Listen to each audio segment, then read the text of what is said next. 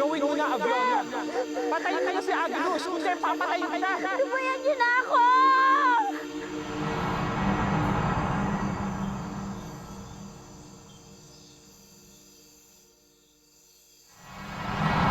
Lumayo na kayo sa akin! Lumayo na kayo! Ang apoy na nanggagaling sa sarili mong bibig ang papatay sa inyong lahat.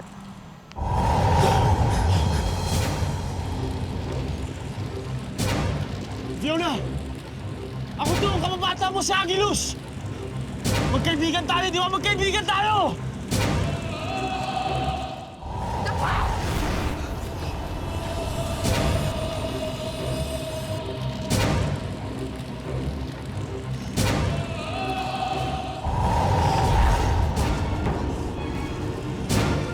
Agilos!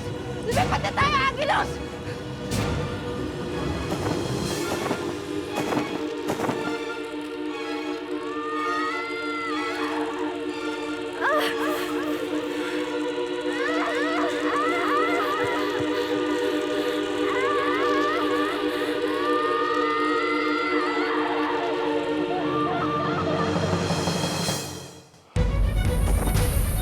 Siya, Fiona! Agilos! Kalat ng apoy.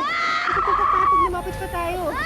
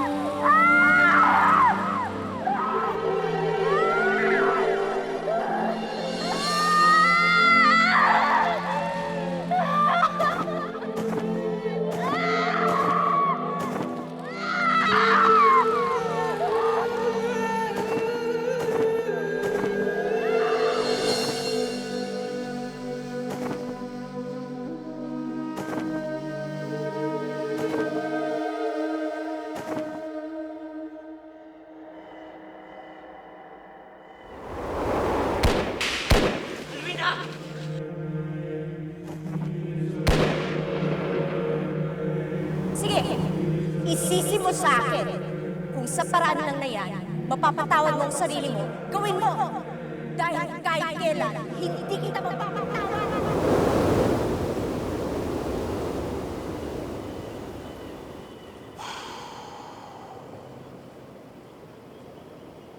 Paulit-ulit lang babalik sa isipan ko kung ano nangyari. Pero hindi mababawasan ang galit ko sa sarili ko. Pinatay ko ang anak ko.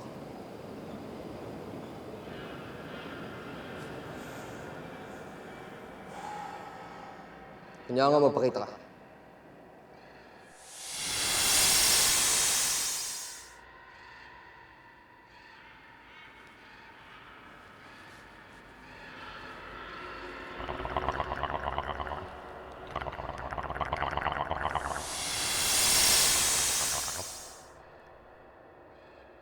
Ano? Papunta rito ang hukbo ng Mulawin. Dito sa Halconia. Nagpapatawa ka ba? Nagkawatak-wat ka ng hukbo? Wala akong interes sa sugo o sino man sa kanila. Kung talagang nakita mo hukbo, bahala ka. Gawin mo gusto mo. Umalis ka na!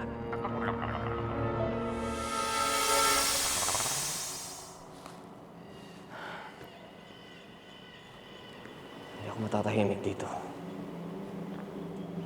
Kailangan ko umalis.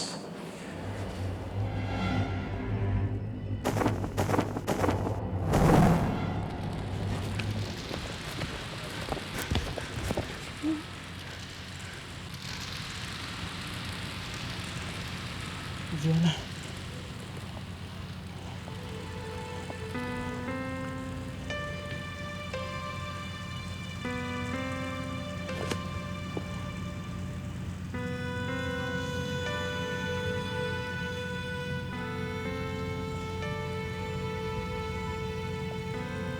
Wala na siya, Agilus.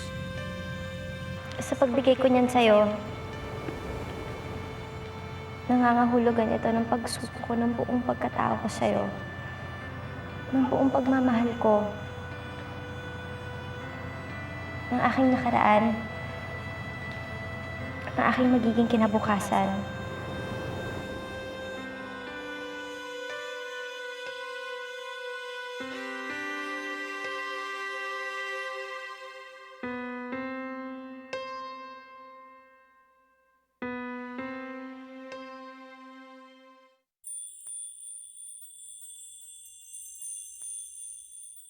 Iyon palang ibig sabihin ng apoy na ipinakita ng mahiwagang balon, Linang. Ang makapangyarihang apoy ni Pirena na itinanim niya sa katawan ng kawawang mulawin. Salamat at nagkaligtas sina Alwina at Aguilos.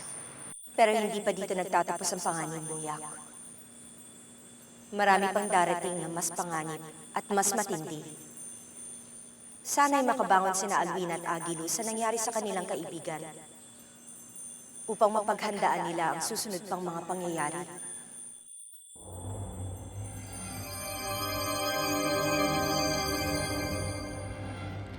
Akala niyo siguro tapos na tayo. Nagkakamali kayo. Pero ito lang sinisiguro ko. Hindi kayo makakarating sa puno ng mulawin. Hindi dapat malaman ni Butran sa pagwis ng sama ng anak niya. Maraming pwede mangyari kapag nagkita si Lourdes sa Ultra. Kapag nalaman niyang hindi niya anak si Savannah at nagsinungaling ako sa kanya. Ang awa mo na, Rasmus. Ibalik mo na ako kay Bagwis. Kailangan ko sabihin sa kanya na magiging ama na siya. Marami pa kami mga plano. At ni isa sa mga yon, hindi matutupad kung patuloy mo ako ikukulong. Sabik na akong ipaalam sa kanya na matutupad na yung isa sa mga pangarap namin. Veronica, nakatadhana ka para sa akin. Hindi! Kami ang nakatadhana para sa isa't isa. Ibalik mo ako kay Bagwis! Ibalik mo ako! Ibalik mo ako kay Bagwis!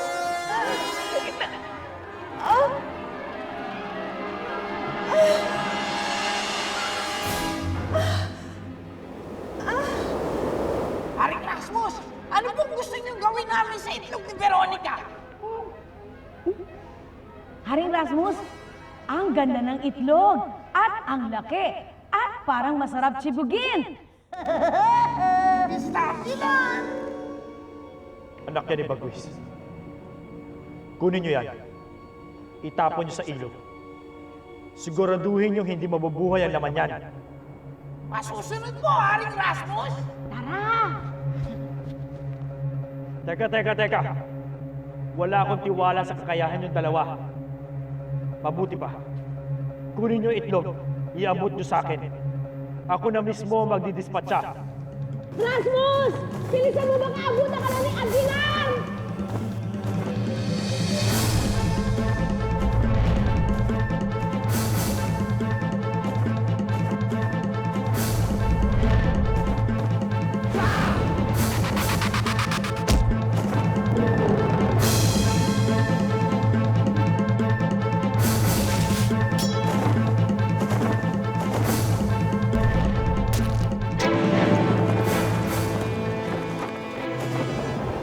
Hindi pwede mawala ang aking Reyna. Malaki na ang hirap ko sa kanya.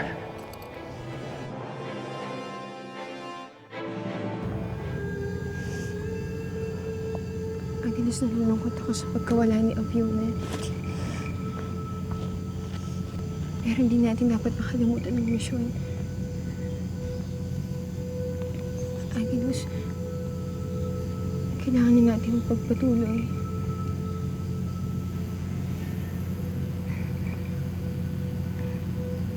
Agilos.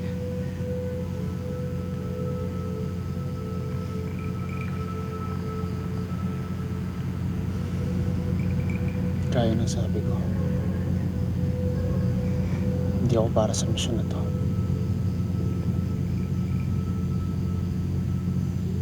Pwede ka na umalis, Alvina. Ikinalulungkot ko na hindi na kita masasamahan. Pero alam ko naman kaya mo mag-isa.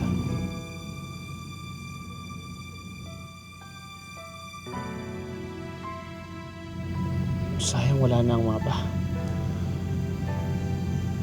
Kasama ang natupok niya. Alam ko nagkamali ako, Agilus. Kung hindi sapat ang paghingi ko ng tawad para mabura ang lahat ng pagkakamali na yun.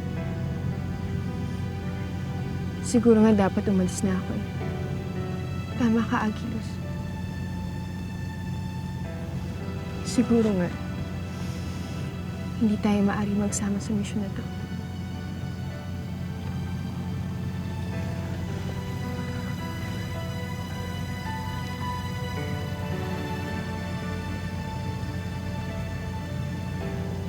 Nasani ako may isang taong lagi nandyan para iligtas ako.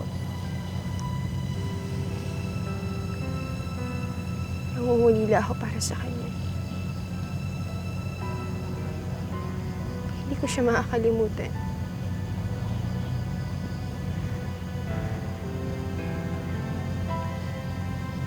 Hindi kita makakalimutan, Agilus.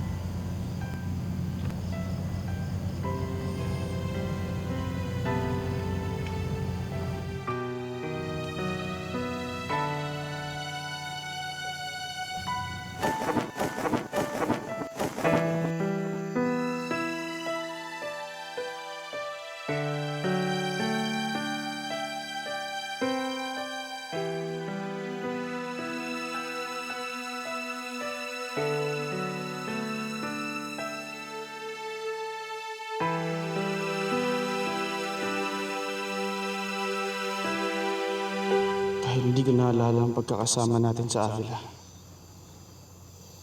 Nararamdaman ko mabuti kang kaibigan na Fiona. At ang tanging naging kasalanan mo ay ang magmahal. Paalam.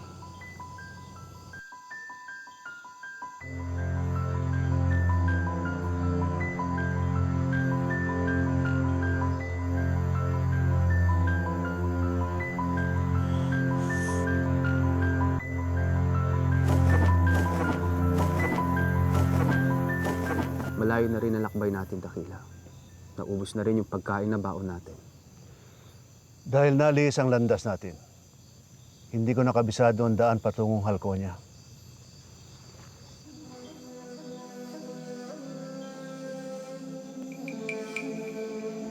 May, alamin mo kung malapit na tayo ng Halconia.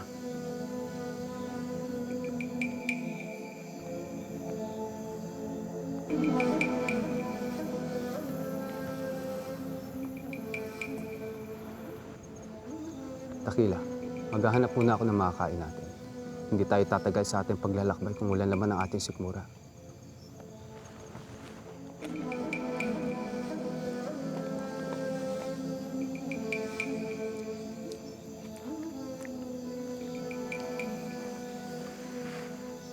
Meow.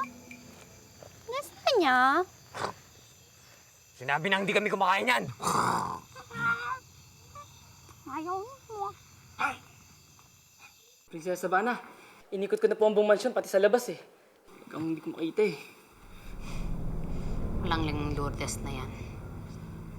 May samang kukulam talaga yung hayop na yan eh. Paano naman makakalabas yan dito?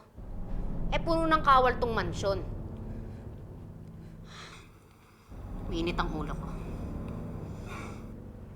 O baka naman, may kakutsaba si Lourdes kung ba't siya nakaalis. Sapat ang mga ito para matalo natin. Prinsesa...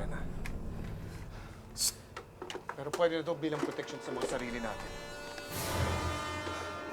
Kailangan pa natin mag-busit ng mga armas mula sa imbangan. Kung hindi, alam niyo na gagawin.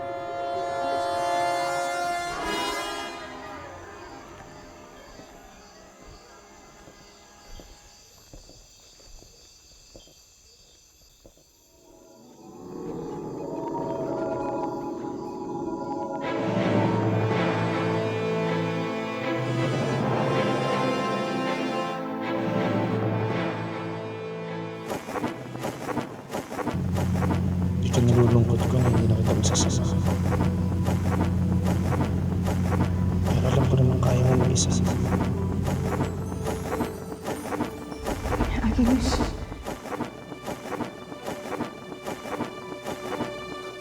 Kailangan pa natin magpuslit ng mga armas mula sa imbakan. Mang Rudy, alam niyo na ang gagawin niyo. Oo, servisyo. Mag-iingat ka, Mang Rudy.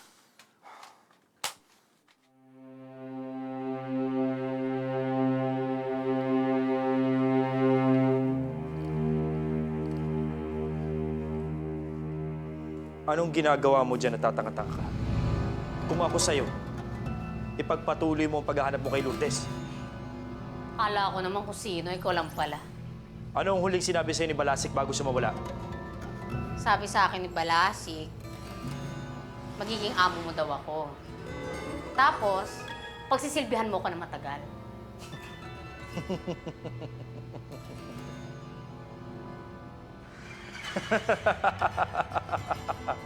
Tawa-tawa ka dyan.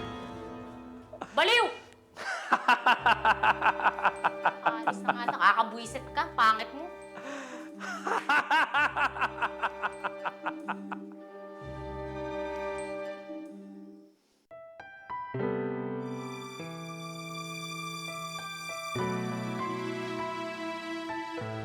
Hindi pa rin ako sanay nang wala ka sa paningin ko, Alwina.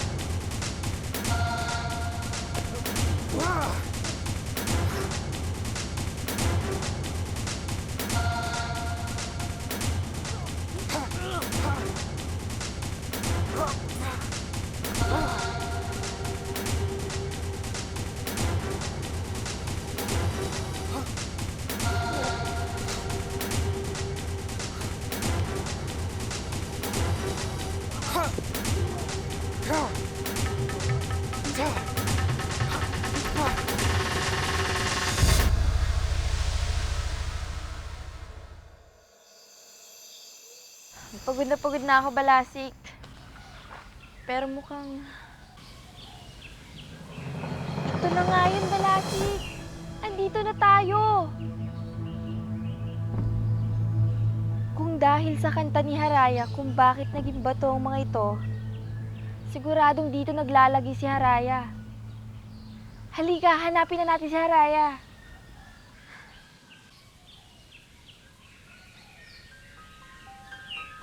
Haraya? Balasik? Matagal na kitang hinahanap. Matagal na rin kitang hinihintay. Mahal kita, Haraya. Mahal din kita, Balasik. Kailangan na magbunga ang pagmamahalan nyo para...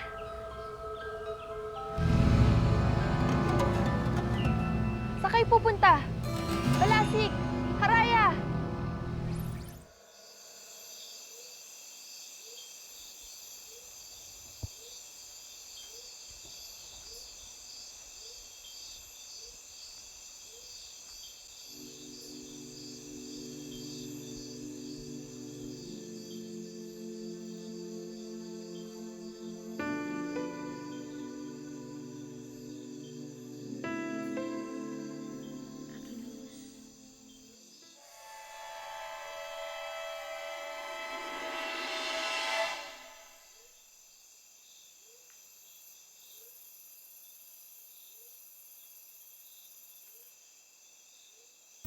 Agilus.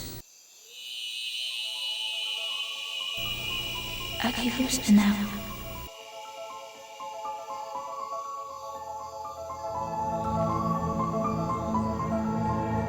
Malayo na ang narating mo at sinasabi ko sa'yo na nasa tamang landas ka. Noon pa man ay alam ko ng isa kang natatanging nilalang. Sino ka? Burin mo ang liwanag. Magpakita ka sa akin. Ako ang iyong ina. Ina, magpakita ka sa akin. Matagal na kita gusto makita at makilala. Parang awa mo na magpakita ka sa akin. Mangyayari yan sa takdang panahon. Malapit malapit na. Mahal kita, anak. Paalam, Agilus. Paalam, anak. Ina! Ina! Ina! Pareho lang tayo, Alwina. Kapwa tayo naghahanap ng magulang. Siguro ngay isa ang tadhana natin.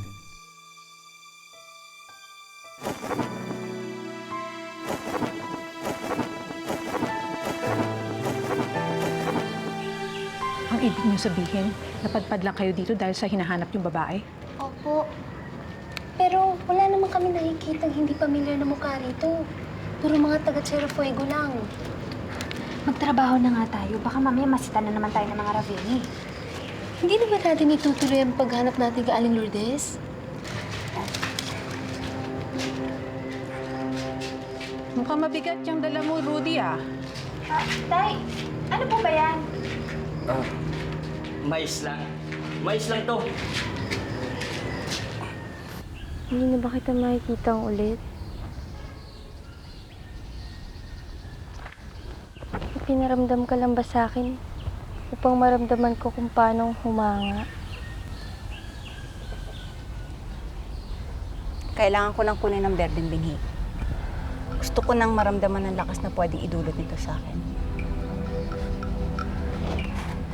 Wala kang puso, maningning. Ang tanging iniisip mo lang ay magkaroon ng karagdagang lakas at mag-ambisyong maging punong mandirigma. Yun lang naman ang paraan para maproteksyonan ko ang tirahan natin. Puro tayo mga babae. Wala naman tayong ibang aasahan na pwedeng tumulong sa atin sa oras ng panganib. Hindi rin naman natin alam kung kailan darating yung mga kaaway. Ayoko nang mangyari muli ang nangyari dati. Hindi ka nagiging makatarungan.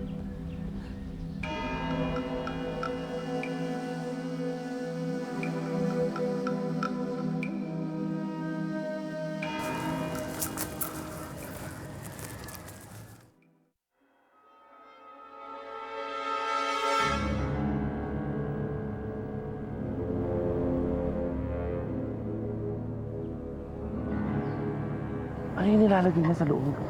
Ba't kailangan niya itago? Hindi ko nakita eh. Tingnan natin mamayang gabi. Baka may maitulong tayo sa kanila. Tulong? Buti pa nga, buti pa nga.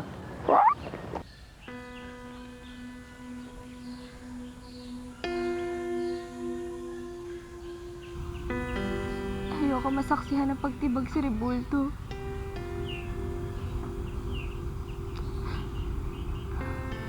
Ayoko.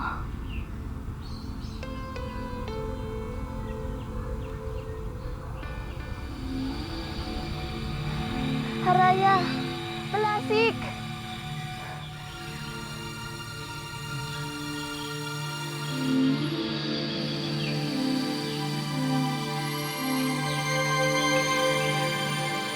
Ang itlog!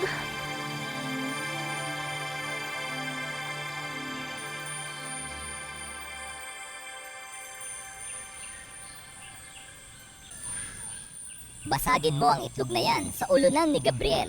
Salamat! Maraming salamat!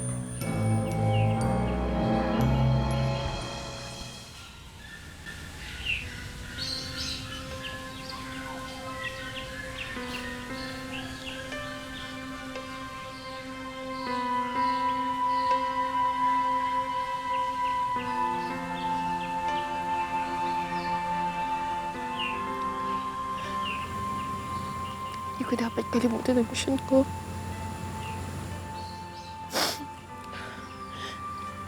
Patatagan ko ang loob ko. Kailangan eh.